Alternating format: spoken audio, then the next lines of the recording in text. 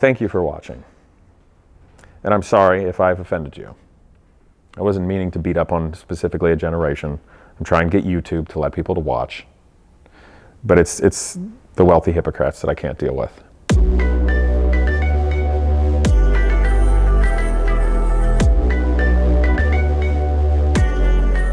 What's up, people? So I'm back in the garage and I'm finished. What specifically about finished do I mean? Well, YouTube is a very funny thing, and I think you should know why I started this YouTube channel and why I went on VinWiki back when in the first place. One simple reason. This place, Genius Garage. The reason I started doing all of this YouTube stuff is only because I knew that for Genius Garage to continue and grow and get somewhere, I had to go out and generate our own publicity and our own exposure. And it was the only way. I'd killed myself for 5 years building the perfect formula, the perfect thing for the future. But no one cared or paid attention to it. And a lot of my personal angst and frustration that frankly is manifested in some of these videos relating to different generations and the baby boomers, it's not wholly accurate and true. But to be honest, it was kind of a funny sway to get the YouTube algorithm to pay attention. And I'm sorry to say that, but it's true. Nothing happens on YouTube unless the magical computer generations decide to let you see it. So I had to play that card. The fact of the matter is there's incredible people from every single generation of the last, for all of humanity. And I think it is to stop picking on generations as a problem, because that's not it. There's things within. So if you don't believe me that the reason I started everything is simply for Genius Garage, then a year and a half ago, before VinWiki ever happened, I did this video. Watch it. Hi, I'm Casey Putsch, the founder and lead mentor of the Genius Garage educational programs. And today I have a challenge for all of you, the fans of Genius Garage, where I'm going to give away 3 of my most prized personal possessions. First item is a lovely book by a guy named Einstein, and it's called The Meaning of Relativity. The next one's fun. It's a megalodon tooth, a giant fossilized shark tooth. This is by a guy named Charles Darwin on the origin of species. And these books mean a lot to me. They actually traveled with me on a sailing expedition through the North Sea, the English Channel, the Bay of Biscay, and through the Atlantic Ocean. Here's the deal. So all these things mean a great deal to me. They're something I found through a lifetime of looking and caring. Well, Genius Garage also means a great deal to me. In this day and age, people love sensationalism in the news, seeing horrible things, silly viral curios, and just mindless junk. So, I'm going to give away each one of these 3 things to somebody like you who goes out there and helps get people to know about Genius Garage. Help us let the world know so we can affect the lives of other students. Because since day one, not one student has ever had to pay to be part of these programs. And every single mentor, teacher, including myself, has never been compensated. And I can tell you that for sure because I've been doing it for 5 years. It's a special thing and the world needs to know. And I'd like you to be part of it. So, here's the challenge. I look forward to give them away. And what happened after that was an individual, who actually probably is mad at me recently, which I'll get into, connected us with a publicist that help us get some exposure in the mainstream media world. But one of my students from the first year of Genius Garage, Austin, was watching VinWiki when it was growing and wrote Ed and say, Ed, dude, you have to let this guy come on. He has the craziest stories. Of course, it went from there. First story is probably at 1.6 or 7 million views now. But the only reason I went on VinWiki and put myself out there on a limb was for Genius Garage. And that's the only reason I'm doing this channel. Because the sad truth of the matter is, out there in the world of education, vintage cars, racing, the car world, there are major problems with the institutions and how things are being run in the past. And there is a horrific generational divide brought on by the nature of changing media. You all watch my YouTube channel, and I do the best I can to provide some value. But you don't know the iceberg behind it. I'm just putting that out there because I've been pretty rough on baby boomers. And the internet's a tough thing. It'll get people pretty mad. And you know, the truth of the matter is there's a heck of a lot of great baby boomer generational people that have made Genius Garage come to exist, period. Couldn't have done it without them because they were the ones that potentially donated, or some of the great people who have inspired the students. And that's vastly important for that generation or any previous generations to actually hands-on invest time and care and wisdom and resources to younger people. And that's been fantastic. So let's focus on that for a moment and shift gears. Genius Garage. It's an amazing thing. It's definitely going somewhere. So, what are we going to do in 2020? You know, truthfully, the vintage racing world has generally not treated Genius Garage very well. I have shown glimmers or the tip of the iceberg on that in some of my stories. But with the exception of some of the PR people at the Hawk race at Road America this year, we in Genius Garage have truly been treated like garbage from the vintage racing world and community in those past 5 years, with the exception of 2 magazine articles in the last year. I mean, bad. I'll tell you some of the stories in a minute. So I think we should still go racing. I think this is still tremendous value to young people, but I don't want to focus on environments that treat Genius Garage and the future badly. So, you know, I talked to Ed Bolian in the past. I think we were driving around in either the Viper or his Lamborghini. What should Genius Garage do? His idea was build a car, which is pretty neat. That relates to manufacturing. And racing is great because there's the teamwork aspect from everybody. Of course, do aviation-related things, building airplanes. I'm going to do another video, some great things coming up on that. But what do you guys think? What should Genius Garage do or build or focus on that meets all the value and requirements for the students of getting their engineering experience, their hands-on experience, their teamwork experience, have to rise to a real-world challenge? You know, not some little project that only exists within the confined vacuum of academia, something real world and serious. What do you think? Because I've run through all kinds of different scenarios about making a recyclable, biological, composite-bodied supercar that's electric. I've thought about us building a supercar from nothing. You know, there's so many things to do, but the difficulty is weighing what can you do that's the best for the students and their future and curriculum of Genius Garage, what makes sense so we have good asset value and makes sense on a business relating thing of the organization, and then lastly is actually going to get positive attention for the world to see, one, these students to help kickstart their careers, and two, Genius Garage.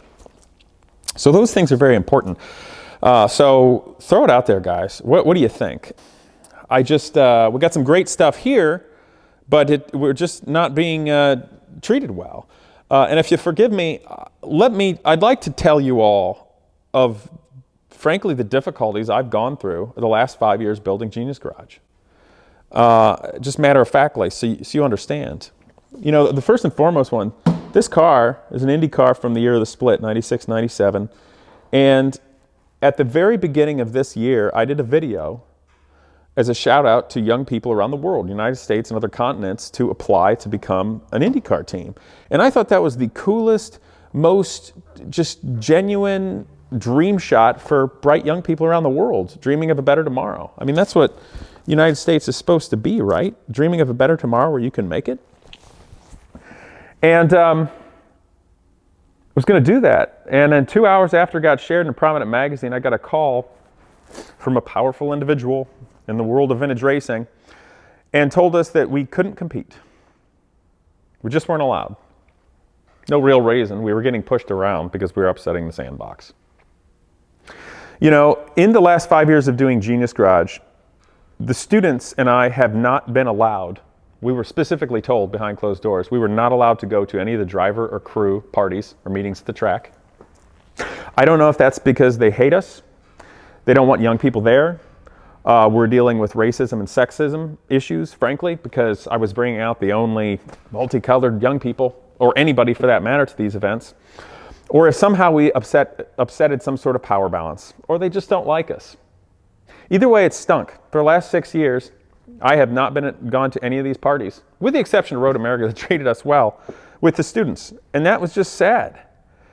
You know, we were genuinely the only organization that was making historic cars matter to the future, matter to these kids' lives, their jobs, the future of industry, engineering. The only one out there physically doing anything.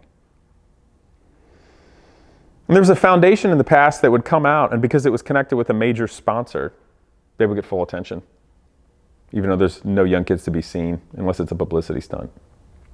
And we got pushed around hard. I'm going to leave it at that. And I knew I'd have to endure it.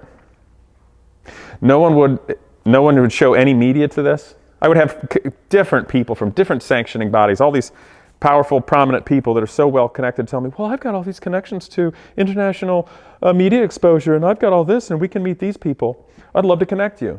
So I talk to them, I call them out. I fly all around the United States meeting with them. Not one did a damn thing at all. They don't care. They just talk. I have wasted weeks of my life flying around the United States because somebody said they wanted to have a meeting with Genius Garage relating to something big on that nature, to a sanctioning body or manufacturer, anything like that, only to be ghosted. Probably because they want to steal information to see what's going on. Or how much money do I have that they can exploit? When it really just comes down to a brilliant formula to connect for the future of industry and vintage cars and vintage racing and the classic car world and actually make that matter for young people, they don't care because that might require work or them having to stand up for something. Neither of which I found any of the old guard wants to do, the old guard. And it's very depressing. On a personal level, I have been so on edge, so far on edge, because I don't get paid to do this. Do you have any idea, and by no means am I complaining, but I just want you all to know what iceberg exists below the surface of this. Do you have any idea how difficult it is for an individual to build an organization for the ground up, mentor this many students on high-level engineering projects like this and making teams that do more in 6 months than a normal IndyCar team does in engineering, then go be successful publicly, then go PR speak, then fundraise, while not getting paid? And then I have to somehow work full-time on the side to scrap by enough money and live leanly to get by, while the whole world just thinks I'm rich and wants to beat up on me because I'm a rich guy that just magically wants to play around. When really I was that kid that never got a chance, never got a mentor, never got to go anywhere, just like all these other students that can go somewhere, and I want to make the future better.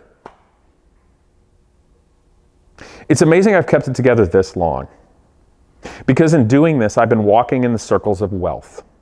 Wealth in the car world, wealth in the vintage racing world, wealth in the manufacturer level. Seeing CEOs go to this sort of thing to drive around their multi-million-dollar cars just for fun to escape.